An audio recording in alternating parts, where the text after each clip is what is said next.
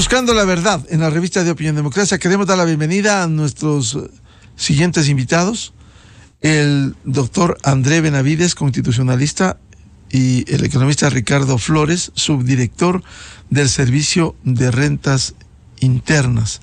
Quisiera empezar con el señor subdirector del SRI y consultarle. Ayer hubo audiencias, estos amicus curiae, en la Corte Constitucional para tratar el proyecto urgente en materia económica que tiene que ver con la reforma tributaria, y que ya vamos hoy, 7 de junio, un proyecto presentado en la Corte Constitucional el 17 de mayo, es decir, alrededor de 20 días en un proyecto urgente, y que habrá que seguir esperando que se pronuncie, que dictamine la Corte Constitucional sobre un proyecto urgente que el artículo 148 de la Constitución le da atribución al Ejecutivo para presentar en un periodo atípico como es la no existencia de Asamblea Nacional este momento. ¿Cuál es la expectativa? ¿Cómo les fue ayer en estas audiencias? Don Ricardo Flores, muy buen día. Buenos días, Miguel. Buenos días, Andrés. Buenos días con toda la audiencia. El día de ayer efectivamente fue la audiencia que había convocado la Corte Constitucional para analizar la ley de fortalecimiento de la economía familiar. Nosotros participamos como Servicio de Rentas Internas habiendo presentado un amicus curiae. No fuimos convocados como fue Presidencia de la República, Ministerio de Economía y Finanzas y Procuraduría General del Estado, quienes tuvieron 10 minutos para exponer. El SRI tuvo que presentar un amicus curiae y solo tuvimos 3 minutos para poder exponer nuestros argumentos. Sin embargo, al final yo fui quien representé al Servicio de Rentas Internas ante la Corte Constitucional, y al final les dejamos constancia de nuestra inconformidad, y los señores jueces dieron paso a que pudiéramos hacer una explicación más amplia del Servicio de Rentas Internas, ya que nosotros somos los que conocemos la parte técnica tributaria del proyecto. Consideramos realmente que nuestros argumentos fueron muy sólidos, muy contundentes, y por lo menos lo que pudimos percibir fue apertura de parte de los señores jueces constitucionales para entender esos argumentos y poder comprender la urgencia de este proyecto. Sin embargo, yo quiero dejar constancia, y es importante que la ciudadanía lo sepa, esta urgencia del proyecto económico, los jueces constitucionales, entiendo que esta situación anómala de no tener una Asamblea Nacional los pone en una situación tal vez de entender que son el contrapeso del Ejecutivo para evitar cualquier exceso durante este periodo. Sin embargo, en lo que se refiere a la calificación de un proyecto urgente en materia económica, ya hay fallos también anteriores de la propia Corte Constitucional, en donde ellos mismos dicen que esa calificación de urgente lo hace el presidente de la República como una facultad exclusiva que tiene para entender que es urgente dentro del ámbito de su plan de gobierno. Entonces, el presidente Lasso, haciendo uso de esa potestad que tiene, que es exclusiva de la función ejecutiva y del presidente, calificó de urgente este proyecto. La Corte Constitucional escuchó argumentos sobre la urgencia. Espero yo que se ratifique en que eso es una potestad exclusiva del presidente, ya que además este proyecto, una vez que exista el dictamen de constitucionalidad de la Corte Constitucional, puede ser aprobado o derogado por el siguiente órgano legislativo, por lo cual el contrapeso al proyecto, al decreto ley del presidente ya está previsto en la Constitución y lo puede ejercer la próxima Asamblea Nacional, que se posesionará probablemente entre el mes de octubre y noviembre de este año. Bien, con la primera explicación del señor subdirector del SRI, Ricardo Flores, quiero dar la bienvenida al doctor André Benavides, constitucionalista, para que nos explique el momento en el que estamos con el tratamiento del proyecto urgente en materia económica en la Corte Constitucional. Decía que el 17 de mayo presentó el Ejecutivo en la Corte Constitucional. Hoy estamos 7 de junio. ¿Cuánto tiempo más habrá que esperar para que la Corte dictamine y se pronuncie sobre un proyecto urgente en materia económica calificada por el Ejecutivo? Doctor Benavides, muy buen día. Buenos días, estimado Miguel, un cordial saludo para usted, de igual forma para Ricardo y por supuesto para todos los ciudadanos que nos escuchan a través de Radio Democracia. Es importante tomar en cuenta que el artículo 148 de la Constitución, que fue empleado por el presidente de la República el 17 de mayo, tiene algunos efectos colaterales a partir de la disolución de la Asamblea Nacional. Y uno de ellos tiene que ver con la presentación de decretos ley calificados como urgentes en materia económica.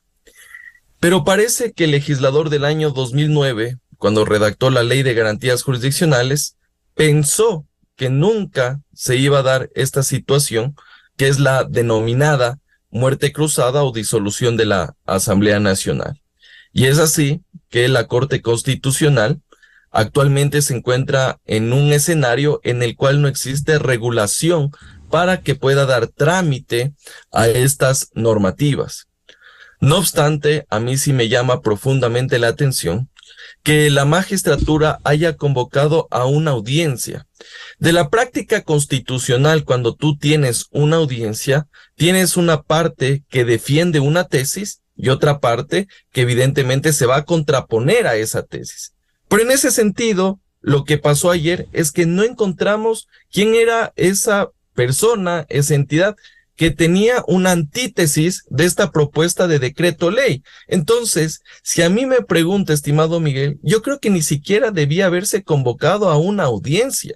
Esto debía haberse tramitado como cuando la Corte Constitucional hace el control de los decretos de estado de excepción, cuando hace el control de los tratados internacionales, y evidentemente no existe este tipo de audiencias en las cuales uno tiene que exponer si es que es o no constitucional, o si es urgente o no es urgente en materia económica.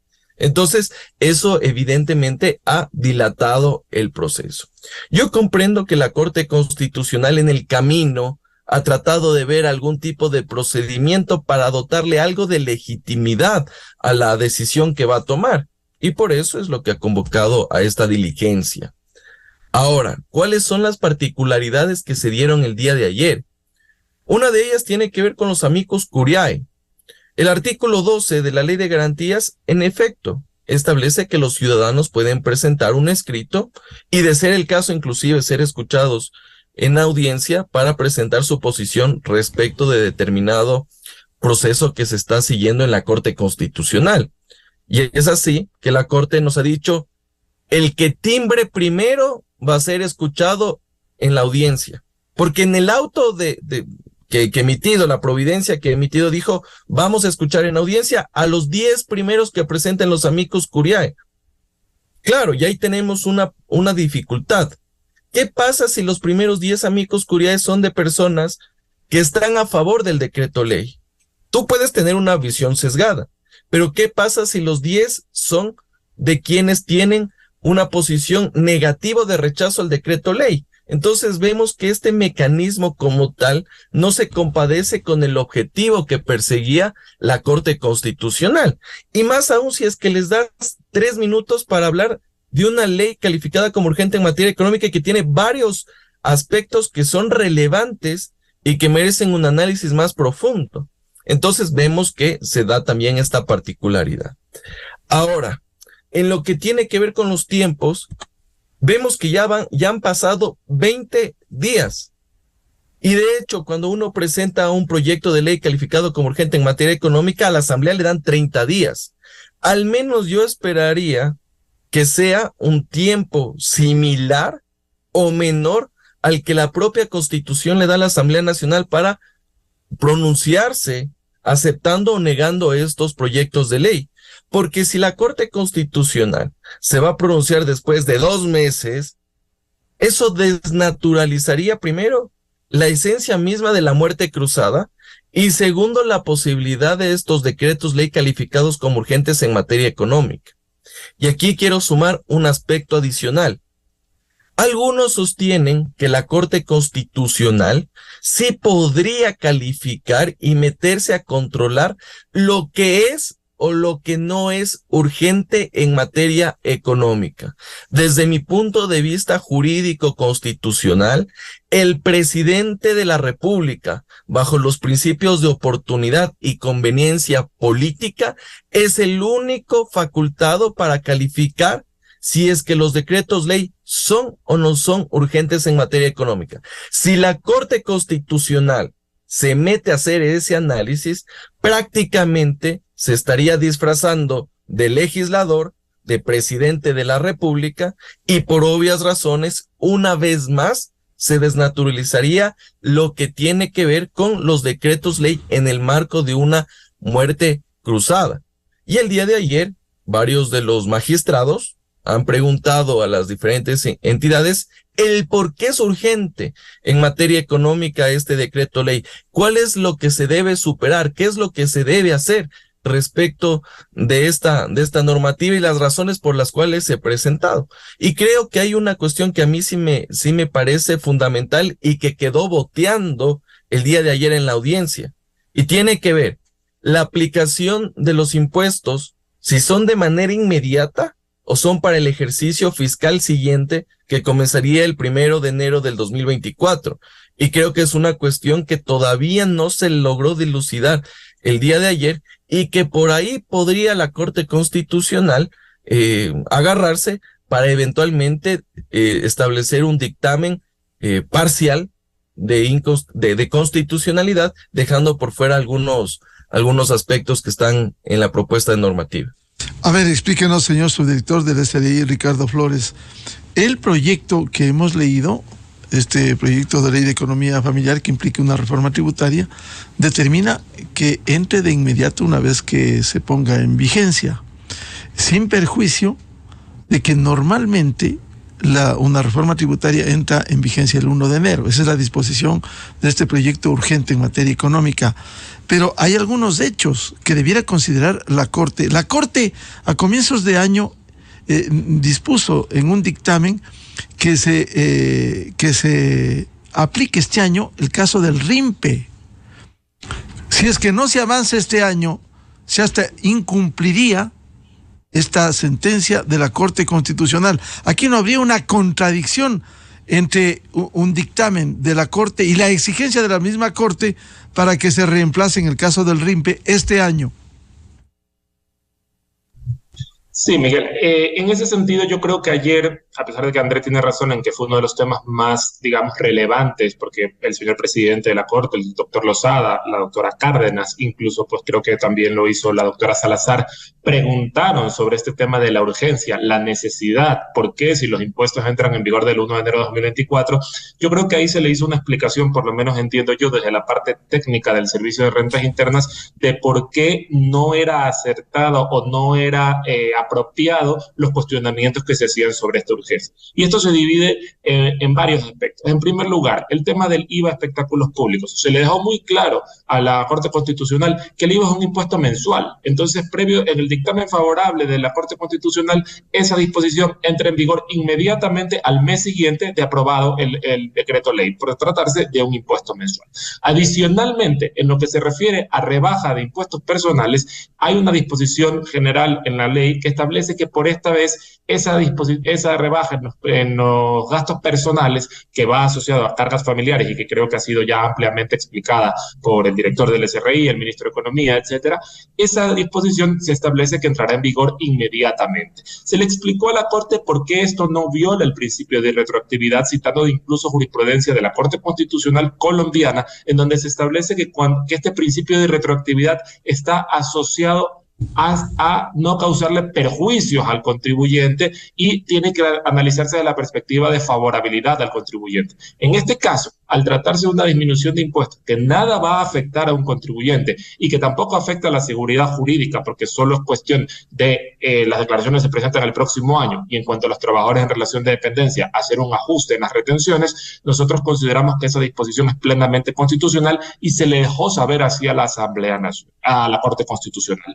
Adicionalmente, en el tema de RIMPE, que bien mencionó usted, Miguel, la propia Corte Constitucional declaró la inconstitucionalidad de la tabla de negocios populares. Es decir, y eso está vigente solo hasta el 31 de diciembre de 2023. Es decir, que si nosotros no modificamos esa tabla, no incorporamos una nueva tabla progresiva conforme a la disposición de la Corte, para el próximo año los negocios populares no tendrán una tabla sobre la cual pagar y por lo tanto va a haber 1.200.000 negocios populares que no van a tener cómo pagar impuestos. Todo esto se le dejó claro a la Corte. También se le dejó claro que en el caso del impuesto a los pronósticos deportivos, a los operadores de pronósticos deportivos, esto entra en vigor el 1 de enero de 2024, pero no por un capricho nuestro, porque de hecho se trata de un impuesto mensual, sino que la Administración Tributaria y el Servicio de Rentas Internas tiene que adaptar sus sistemas y formularios cuando se crean nuevos tributos. Son desarrollos tecnológicos que, debido a las capacidades operativas propias de nuestra institución, toman un determinado plazo de tiempo. Se le explicó también claramente a la Corte Constitucional que si no se lograba este objetivo, probablemente se retrasaría la implementación de dicho impuesto hasta agosto del próximo año en caso de que fuese aprobado por la Asamblea Nacional. La Corte Constitucional, Miguel, también está un poco preocupada porque decía, pero si ustedes van a rebajar los impuestos, ¿cómo garantizan la sostenibilidad de las finanzas públicas? El impuesto de los productos deportivos y el IVA a espectáculos públicos es suficiente. Y también se le explicó a la Corte Constitucional que esto es un proyecto integral del Ejecutivo, que no solo se reduce a esta ley de economía familiar. Hay decretos, hay posibilidades de que el presidente de la República, mediante decreto, haga reformas que incrementen la recaudación y que por lo tanto esto debe ser visto desde un punto de vista integral de la política económica que está desarrollando el presidente constitucional de la República. Entonces yo creo que en todos esos aspectos se intentó dejar muy claro el tema y finalmente al presidente de la Corte Constitucional se le ratificó y se le dijo que, porque la pregunta del presidente de la Corte Constitucional iba muy enfocada a por qué no esperamos entonces al órgano legislativo que va a salir de las urnas y sea quien trate este proyecto, cuál es la urgencia de hacerlo ahora. Un poco por ahí va el camino que los jueces constitucionales estaban cuestionando. Entonces le dejó muy claro también que si esperábamos hasta noviembre, era muy probable que entre la posesión de las autoridades, la conformación de las comisiones especializadas y hasta que el nuevo presidente decida presentar un proyecto de ley en este ámbito, es muy probable que con los 30 días que tiene la Asamblea para aprobar, más 30 días que tiene el presidente para ejercer su derecho al veto, no vamos a terminar el 31 de diciembre de 2023. Y todas estas reformas del RIMPE principalmente, porque digamos que la rebaja de gastos personales, siguiendo nuestro criterio, podría implementarse de inmediato, pero por ejemplo el RIMPE, por ejemplo el tema del IVA de los espectáculos públicos, el impuesto a los pronósticos deportivos, todo eso se retrasaría innecesariamente por un cuestionamiento de la Corte en la que yo, con todo el respeto a los señores magistrados, considero que no tiene que entrar en esa disquisición, porque la urgencia en materia económica es un principio constitucional, es una facultad constitucional que es de exclusiva responsabilidad del señor presidente de la República cuando él considere que es oportuno y conveniente que un proyecto de ley sea calificado como urgente en materia económica. Sin perjuicio de eso, se le hicieron todas estas explicaciones desde la parte del SRI a los jueces constitucionales y esperamos que eso haya convencido a los señores jueces de la necesidad de este proyecto, de la urgencia de este proyecto y de la conveniencia, por lo menos desde la perspectiva nuestra como Servicio de Rentas Internas, de que este proyecto se apruebe a la brevedad posible. Doctor André Benavides, a ver, ilústrenos. Si uno toma la Constitución, dice el último inciso del 148, hasta la instalación de la Asamblea Nacional, el presidente de la República podrá, previo dictamen favorable de la Corte Constitucional, expedir decretos leyes de urgencia económica que podrán ser aprobados o derogados por el órgano legislativo. En la Ley de Garantías Constitucionales vigente desde octubre de 2009, usted bien ha explicado, no pensaron que se iba a aplicar la Constitución el 148. Pero aquí una lectura desde la ciudadanía. Quizás no hay un sesgo ideológico de ciertos jueces constitucionales que están preocupados, y uno podría hacer la lectura de que hoy, si entra en vigencia hoy o mañana esta reforma, se reduzcan los impuestos y tenga un sesgo ideológico de que no, aquí sí debiera, ¿cuál es el apuro? Si puede entrar en vigencia el 1 de enero del próximo año. Aquí no hay un sesgo en lugar de facilitar la vigencia de un decreto ley urgente en materia económica, cuando el propio órgano legislativo, dice la Constitución, podrá derogar o reformar en su momento.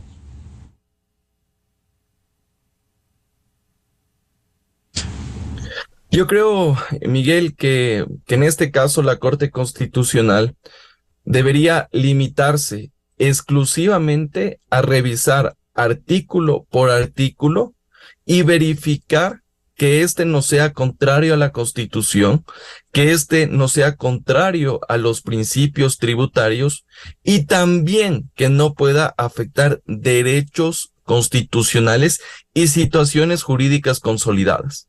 Eso es lo único que debería limitarse la Corte Constitucional, porque si la Corte Constitucional va a hacer el análisis político de la conveniencia o inconveniencia de este decreto ley, estaría arrogándose funciones de legislador o de presidente de la República.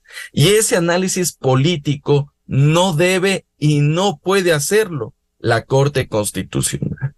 Ahora bien, un aspecto medular, y suscribo con lo que ha sido expuesto por los representantes del Ejecutivo y también en este momento por Ricardo, es lo que tiene que ver con los plazos en el trámite que tiene que ver de los proyectos de ley en la Asamblea Nacional, porque en agosto se van a llevar a cabo las elecciones generales, en donde se van a elegir a asambleístas tanto nacionales, provinciales y de las circunscripciones por el extranjero. Y la norma del Código de la Democracia nos dice que deberán posesionarse en los siguientes 15 días. Es decir, que para septiembre ya podríamos tener asambleístas. Hasta ahí estamos bien. Pero el artículo 136 de la Constitución de la República establece de manera clara que el presidente de la República es el único facultado para presentar proyectos de ley que tengan que ver en materia tributaria o supongan el aumento del gasto público. De lo que se presume, al menos de este proceso electoral, va a haber segunda vuelta. Y la segunda vuelta va a ser en octubre y vamos a tener recién presidente de la República la primera semana de diciembre. Entonces, si el nuevo presidente de la República, cualquiera sea de los que actualmente están de candidatos, al día 1, ni bien sentado, presenta una ley urgente en materia económica, los tiempos no te dan, porque los 30 días que emplearía la Asamblea Nacional serían hasta fines de diciembre. Y a eso sumémosle lo que viene a ser el trámite de veto parcial o por razones de inconstitucionalidad o un veto total que pueda tener el propio presidente de la República, y son 30 días más, estamos hablando de enero, y eso tiene que volver a la Asamblea Nacional. ¿Y cuántos días más son? 30 días más, es decir que una ley tributaria en las actuales condiciones que está viviendo el país recién podría salir en febrero del siguiente año. Y ahí yo me hago la misma pregunta. ¿Todo esto vendría a ejecutarse para el siguiente ejercicio fiscal? Es decir, tendríamos que esperar 10 meses hasta el 2025. Entonces yo creo que bajo esas consideraciones, más allá de que la Corte no debería meterse a analizar esto, creo que está claramente justificado la urgencia en materia económica, porque los plazos legislativos no dan para que conozca la nueva legislatura. Y unos dirán, es que en septiembre ya tenemos asamblea y ahí pueden tramitar y Lazo puede presentar el proyecto de ley. Es lo que nos van a decir. Pero de igual forma, los plazos no te van a dar para inclusive hacerlo como una ley calificada como urgente en materia económica.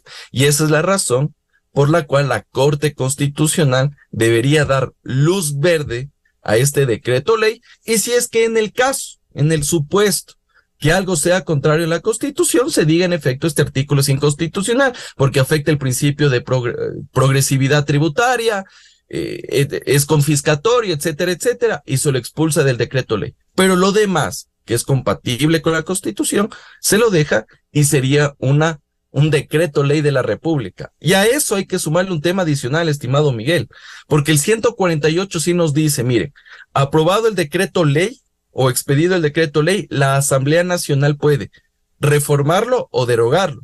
Y aquí sí quiero citar la jurisprudencia de la Corte Constitucional. La Corte te ha dicho que en materia de política económica, decretos ley que tienen este objetivo en materia económica como tal, no podría modificar aquellos aspectos sustantivos de la política tributaria que supongan la creación, modificación, derogación de impuestos y tributos. Entonces la próxima Asamblea Nacional no puede a través de una reforma tocar el tema tributario. Lo que tenga que ver con otro tema que tenga aspecto económico, etcétera, etcétera, sí podría hacerlo. Pero el tema tributario no puede mover ni una coma sin iniciativa del presidente de la República. Entonces, también hay que tomar en cuenta este aspecto, porque algunos dirán, no, pues como fue decreto ley en el marco de una muerte cruzada, puede derogar tranquilamente la ley tributaria, puede reformar. No, la Corte ya lo dijo, y le dijo respecto de esa ley que la Asamblea del Bizcocho, que bien fue disuelta, derogó hace algunos meses, y la Corte Constitucional dijo un ratito, usted no puede hacer eso. Entonces, eso creo que tendríamos que ver de cara a la nueva Asamblea Nacional que se va a escoger en los próximos meses. Doctor Benavides, un hecho concreto dentro de este proyecto, lo que citaba el señor subdirector del SDI, Ricardo Flores, el caso del RIMPE. La propia Corte Constitucional a comienzos de año declaró la inconstitucionalidad y dispuso de un plazo hasta fines de este año que se reemplace la tabla de negocios populares. Aquí hasta podría incumplirse por mandato de la Corte Constitucional, podría incumplirse otro mandato de la Corte Constitucional para que este año reemplace la tabla del RIMPE. ¿Cómo entender esto? Recordemos que la Corte Constitucional, cuando conoció estas demandas de inconstitucionalidad en contra de esta ley tributaria, que entró en vigencia por el Ministerio de la Ley debido a la omisión de un bloque legislativo que prefirió ponerse atrás del hemiciclo legislativo y no votar, dijo, bueno, que el régimen RIMPE, que había entrado en vigencia por el Ministerio de la Ley, era inconstitucional, y lo que debería quedar vigente es lo que teníamos anterior. Y claro, es un régimen que en efecto está afectando el bolsillo de los emprendedores, de los artesanos, de aquellos que recién están comenzando con una actividad comercial. Y creo que la normativa actual, la normativa que está presentando el presidente de la República con este decreto ley, se compadece con la situación económica del país y le da cierto tipo de facilidades, le da cierto tipo de garantías para que los ecuatorianos podamos emprender. Y justamente la Corte Constitucional, debido a esa declaratoria de inconstitucionalidad, lo que hace es justamente que el Ejecutivo se vea forzado a presentar un nuevo régimen tributario respecto del ejercicio de estas actividades económicas. En consecuencia, no necesariamente se puede incumplir con una sentencia de la Corte Constitucional, pero lo que sí se está haciendo es adaptando a los criterios que ha dado la magistratura cuando declaró la inconstitucionalidad parcial de esta ley. Y yo creo que aquí también hay que tomar en cuenta un asunto que no se lo ha dicho y que no se lo mencionó en la audiencia del día de ayer. Y creo que vamos a tener un impacto en las finanzas públicas y en el presupuesto general del Estado por dos hechos medulares que requieren el contingente del Estado a través de leyes tributarias. Y son estos dos hechos. El uno, el fenómeno del Niño, que ya está impactando en varias provincias del país, principalmente en Esmeraldas, y que requiere la erogación de recursos importantes por parte del Estado. Y esto tú cómo consigues los recursos a través de la ley tributaria. Y lo segundo, si bien es cierto, todavía esto no se ha materializado, que viene a ser la consulta popular del Yasuní, que eventualmente la ciudadanía puede votar a favor o puede votar en contra, pero en el supuesto caso que la ciudadanía se decante por tener el petróleo debajo en tierra en el Yasuní, eso supone que se genere un hueco fiscal de al menos $1,200 millones. Entonces, ¿cómo tú vas a llenar ese hueco fiscal si no te permiten hacerlo a través de una ley tributaria? Entonces hay que ver también estas dos aristas, estos dos contingentes que se van a presentar y que requieren que el Estado pueda alimentar sus arcas fiscales y el presupuesto general del Estado. Y eso evidentemente también tendría que al menos tomarlo en cuenta la Corte Constitucional al momento de expedir su dictamen de este decreto ley. Vuelvo con Ricardo Flores, subdirector del SDI. Por cierto, lo que dice el doctor André Benavides es complejo. Menos recursos, y partamos de un hecho. Esta propia consulta popular del Yasuní fue aprobada por esta Corte Constitucional y el pueblo se va a pronunciar el 20 de agosto próximo, que efectivamente le va a dejar entre 1.200 o 1.300 millones menos a la caja fiscal. Y luego vendrán las exigencias al Estado para que ponga más recursos. Es decir, aquí no se entiende en el Ecuador. Y la Corte Constitucional contribuyendo a esto, evidentemente contribuyendo. Pero más allá de eso, ¿qué esperan del dictamen de la Corte Constitucional? Que ojalá no se dilate más, don Ricardo Flores.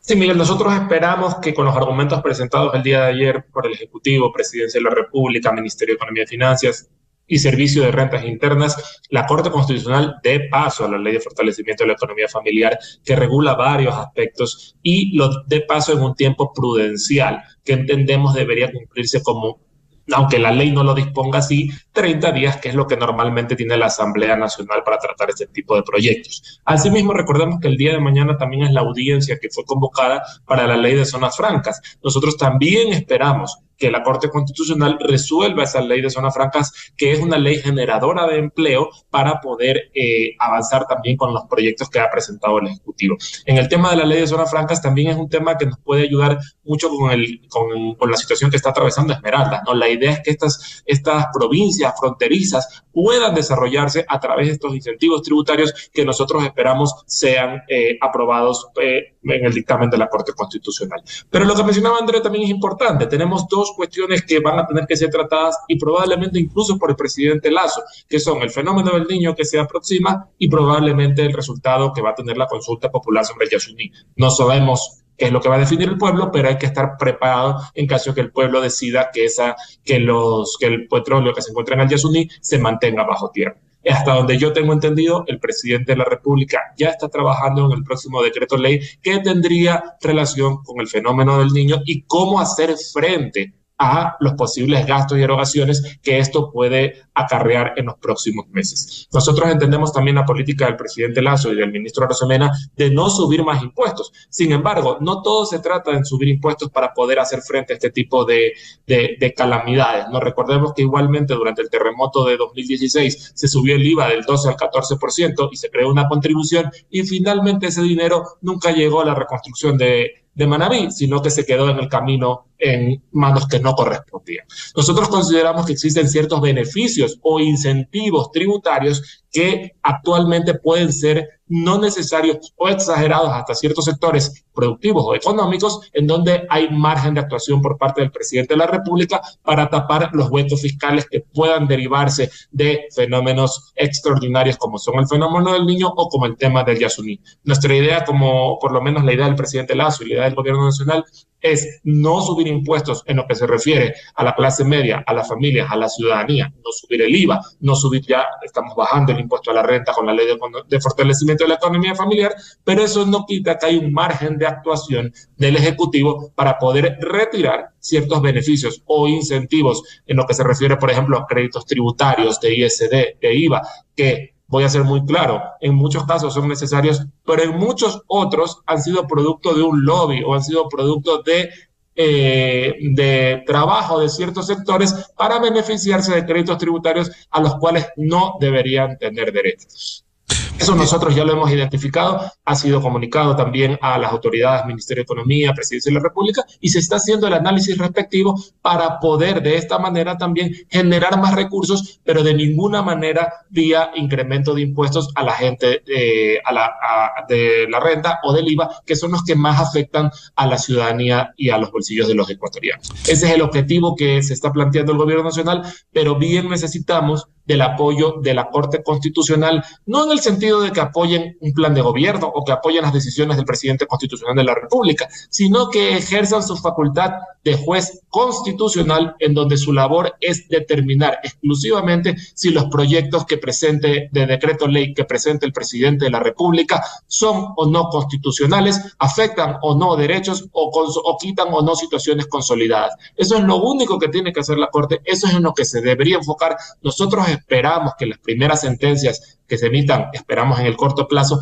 vayan por esa línea, dejando claro que la urgencia es potestad exclusiva del Ejecutivo y dejando claro que el análisis que ellos realizan es de constitucionalidad.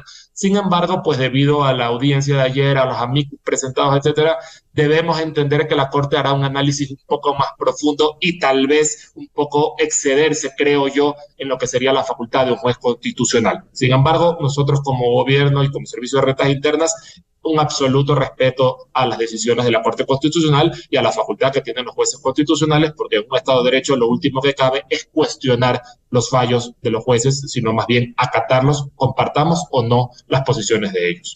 Doctor André Benavides, ¿qué debe esperarse de este dictamen de la Corte Constitucional? Quizás un dictamen parcial de admisibilidad o inconstitucionalidad parcial, con una circunstancia, lo que citaba el señor subdirector del SRI, Ricardo Flores.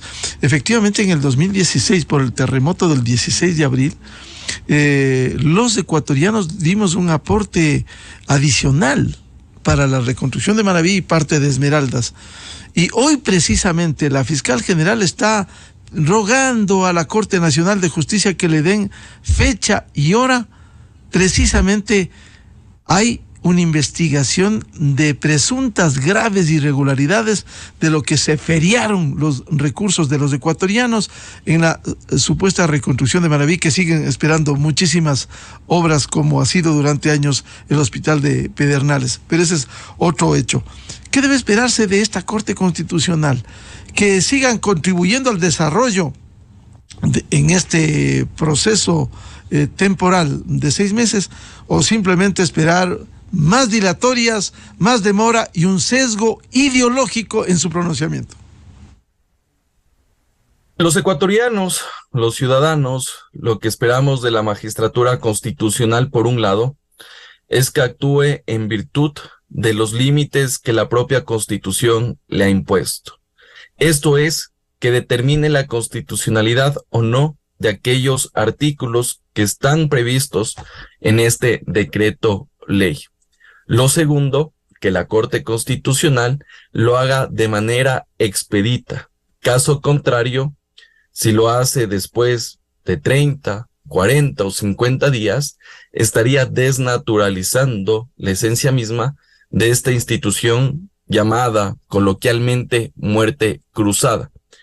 Y como tercer aspecto, y aquí quiero meterme a un ámbito que aún todavía no se lo ha señalado y que tiene que ver ya con la práctica procesal constitucional, es que inclusive la Corte Constitucional, de detectar que un artículo es inconstitucional, podría modular los efectos de la sentencia o del dictamen, e inclusive, estimado Miguel, y que se escuche bien, la propia Corte Constitucional, con motivo de salvar la vigencia y la constitucionalidad de ese texto, puede añadir, suprimir, sustituir palabras, textos de ese artículo.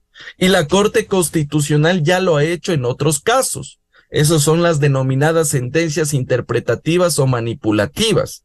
Entonces, si es que algún artículo nosotros le encontramos que tiene algún viso de inconstitucionalidad, que tiene algún tipo de contradicción, incompatibilidad con la Constitución de la República, la propia Corte Constitucional de oficio puede corregir aquello a efectos de evitar la declaratoria de inconstitucionalidad, y eso ya lo ha hecho en un sinnúmero de leyes. Así que no es la primera vez que la Corte Constitucional va a utilizar esa atribución que está previsto en el artículo 5 y 76 de la Ley Orgánica de Garantías Jurisdiccionales, e inclusive me atrevería a mencionar, estimado Miguel, que yo escribí un libro sobre esa facultad que tiene la Corte Constitucional. Así que si la Corte quisiera ayudar a que este decreto ley vaya a buen puerto, podría utilizar esta facultad oficiosa y corregir aquellos aspectos que crea que sean necesarios para evitar la inconstitucionalidad. Con eso la Corte lo único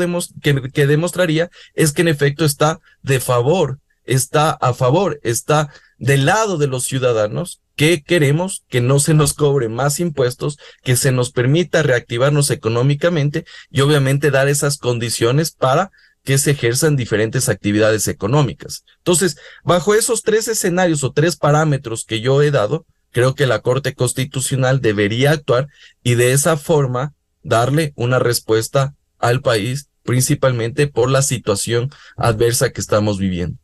Bien, muchas gracias por participar en la revista de Opinión Democracia, señor subdirector del SRI, Ricardo Flores, y al constitucionalista doctor André Benavides. Ojalá la Corte Constitucional actúe no solo apegada a la Constitución, sino de acuerdo al momento que vive el Ecuador y que no le ponga cortapisas y sesgo ideológico para decir si hoy se hace la reforma tributaria o en otro momento. Muchas gracias a Ricardo y a André su participación en la revista de Opinión Democracia. Muchas gracias, Miguel. Buenos días. Gracias, Miguel. Un abrazo. Muy buen día. 7:18 en el territorio continental ecuatoriano. Pausa publicitaria. Ya volvemos. Diálogo previsto en estudios con el ministro de Gobierno, doctor Henry Cucalón. Temas de interés en la coyuntura en el país.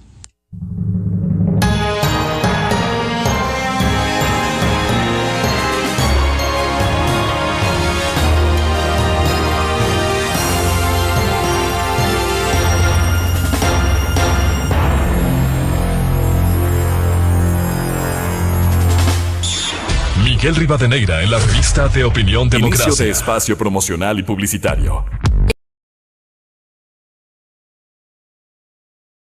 Se reta día a día para alcanzar sus sueños y metas.